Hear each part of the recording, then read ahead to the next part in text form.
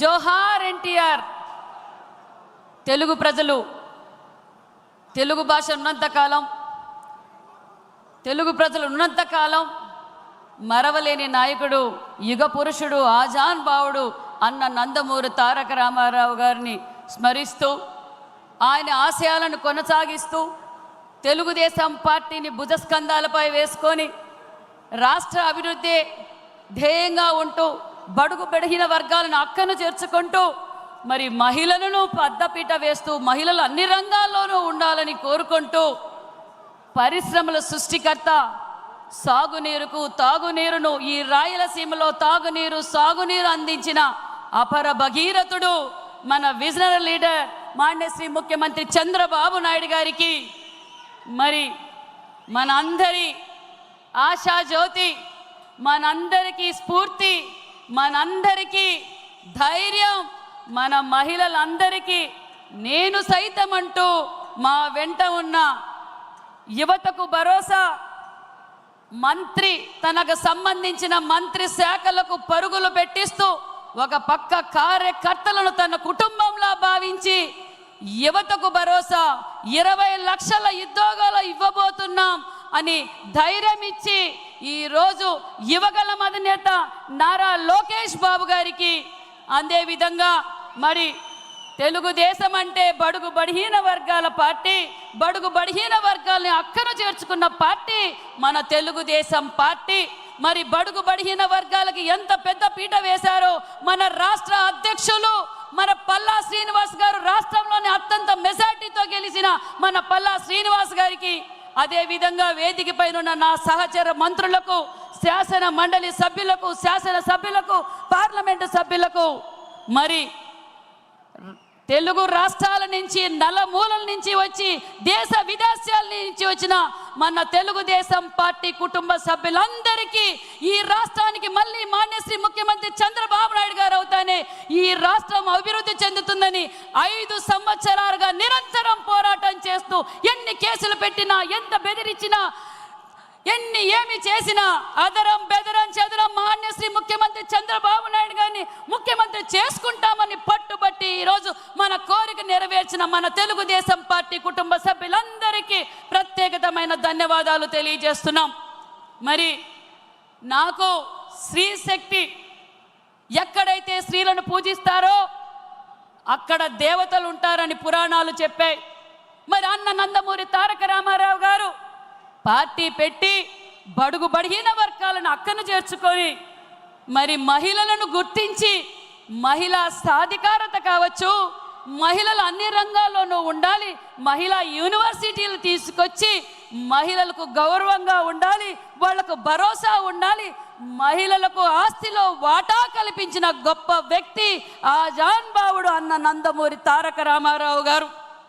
మరి ఇది ఆస్తిలో హక్కు, మహిళలకు ఆస్తిలో హక్కు ఉండాలని తన ఇంటి నుంచే మొదలుపెట్టిన గొప్ప వ్యక్తి అన్న నందమూరి తారక రామారావు గారు. మరి మన విజనరీ లీడర్ మాన్యశ్రీ ముఖ్యమంత్రి చంద్రబాబు నాయుడు గారు మరి మహిళా పక్షపాతనే చెప్పాలి.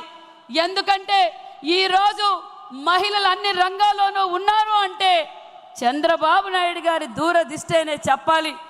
ఆనాటిలోనే వెలుగు ప్రాజెక్టు తీసుకొచ్చింది చంద్రబాబు నాయుడు గారు, దీపం తీసుకొచ్చింది చంద్రబాబు నాయుడు గారు. ఈరోజు గ్రామీణ స్థాయి నుంచి జాతీయ అంతర్జాతీయాల్లో మహిళలు అన్ని రంగాల్లోనూ ఉన్నారు అంటే అది మన విజనరీ లీడర్ మాన్యశ్రీ ముఖ్యమంత్రి చంద్రబాబు నాయుడు గారు అన్న విషయాన్ని మీకు తెలియజేస్తున్నాం. మరి అంతేకాకుండా మహిళలకు ఆస్తిలో వాటాతో పాటు రిజర్వేషన్లు కల్పించింది తెలుగుదేశం పార్టీ అన్న నందమూరి తారక రామారావు గారు, మరి చంద్రబాబు నాయుడు గారు కాదా అనే విషయాన్ని కూడా మీకు తెలియజేస్తున్నాం. మరి అంతేకాకుండా మరి గత 5 సంవత్సరాల్లో నా అక్క చెల్లెండ్లు, నా అమ్మలు, నా అక్కలను తల మీద చేయబెట్టి ఓటేపించుకున్న తర్వాత కుర్చీలో కూర్చున్న తర్వాత మహిళల పైన ఎంత అసభ్యకరంగా మాట్లాడారో మీకు అందరికీ తెలుసు. చంద్రబాబు నాయుడు గారి ఆదేశాల మేరకు ఈ రాష్ట్రానికి ఒక రాజధాని కావాలి, భావితరాలు భవిష్యత్ బాగుండాలని అమరావతి మనకు రైతులు మహిళలు స్వచ్ఛందంగా ఇస్తే అసెంబ్లీ సాక్షిగా ఈ రాజధాని అమరావతిలోనే ఉంటుందని చెప్పి ఓటేయించుకున్న తర్వాత జగన్మోహన్ రెడ్డి అమరావతిని 3 ముక్కలు చేసి 11 రెడ్డి రంగుల రెడ్డి 3 ముక్కలు ఆడాడనే విషయం తెలుసు. మరి న్యాయస్థానం నుంచి దేవస్థానంకి వెళ్తున్న మహిళలను ఏ విధంగా అసభ్యకరంగా మాట్లాడారో మీకు తెలుసు, ఏ విధంగా ఇబ్బందులు పెట్టారో మీకు తెలుసు. మరి మన అందరం దేవుడిగా భావించే అన్న నందమూరి తారక రామారావు గారి కుమార్తె మరి మానేసి ముఖ్యమంత్రి చంద్రబాబు నాయుడు గారి సతీమణి, మన యువగళం అధినేత నారా లోకేష్ బాబు గారి తల్లి, మానవతా మూర్తి, సేవకు మారు పేరు. ఒక పక్క విద్యా వ్యవస్థలు కావచ్చు, ఒక పక్క మానవ సేవ కావచ్చు, హెరిటేజ్ కంపెనీ కావచ్చు, వేలాది మందికి ఉపాధి కల్పిస్తూ తాను ఏ రోజు రాజకీయాల్లోకి రాలేదు. అలాంటి వ్యక్తిని అసెంబ్లీ సాక్షిగా ఎంత అసభ్యకరంగా మాట్లాడారో మనం అందరం చూసాం. ఆ రోజు తెలుగు తమ్ముళ్ళు ఆంధ్రప్రదేశ్లో ఉన్న మహిళలు, అదేవిధంగా మరి తెలుగు రాష్ట్ర ప్రజలందరూ ఏ విధంగా బాధపడ్డారో మీకు తెలుసు. మరి గత 5 ఏళ్లలో మహిళల పైన ఏ విధంగా దాడులు చేశారో తెలుసు. మన అనితమ్మ కావచ్చు, సంధ్యారాణి మీద కావచ్చు, నా మీద కావచ్చు, ఎంతో మంది మహిళల పైన అసభ్యకరంగా కేసులు పెట్టి భయపెట్టి బెదిరించారు.